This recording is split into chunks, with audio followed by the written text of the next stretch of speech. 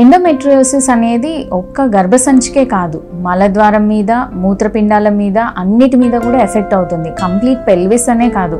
ఇది ఇప్పుడు మీకు తెలిస్తే ఆశ్చర్యపోతారు. ఈవెన్ దేంటి పెల్విక్ క్యావిటీయే కాకుండా పెరిటోనియం ద్వారా అది ఈవెన్ లంగ్స్ వరకు కూడా స్ప్రెడ్ అయ్యే ఛాన్సెస్ ఉంటుంది. ఎప్పుడెప్పుడు పీరియడ్ వస్తుందో, పీరియడ్ వచ్చే కన్నా ముందు నుండే వాళ్ళకి అధికంగా నొప్పి ఉంటుంది.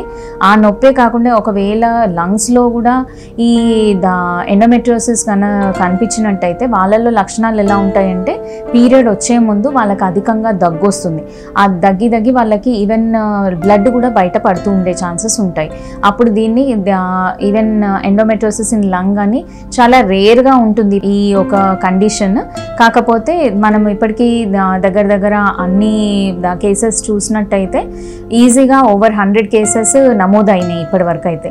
కాకపోతే ఇలాంటివి కాకుండా ఈవెన్ మూత్రపిండాల మీద ఎప్పుడైతే ఈ ఎండోమెట్రియోసిస్ స్టార్ట్ అవుతుందో వాళ్ళకి తెలియకుండానే ఊరికే రికరెంట్ యూరిన్ ఇన్ఫెక్షన్స్ వచ్చినట్టు అనిపిస్తుంటుంది. అంటే లైక్ ఊరికే మంటగా అనిపిస్తుంటుంది, లేకపోతే మూత్రం పోసే క్రమంలో వాళ్ళకి నొప్పిగా ఉంటుంది.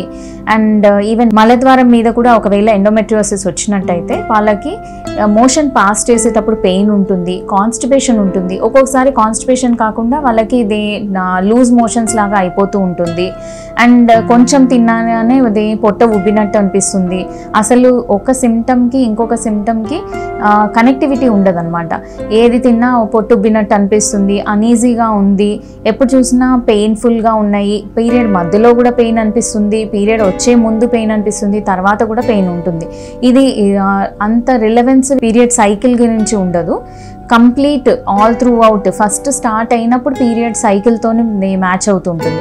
కానీ తర్వాత దాన్ని నెగ్లెక్ట్ చేసినట్టయితే అది పోను అన్ని వేస్లో స్ప్రెడ్ అవుతూ ఉంటుందన్నమాట.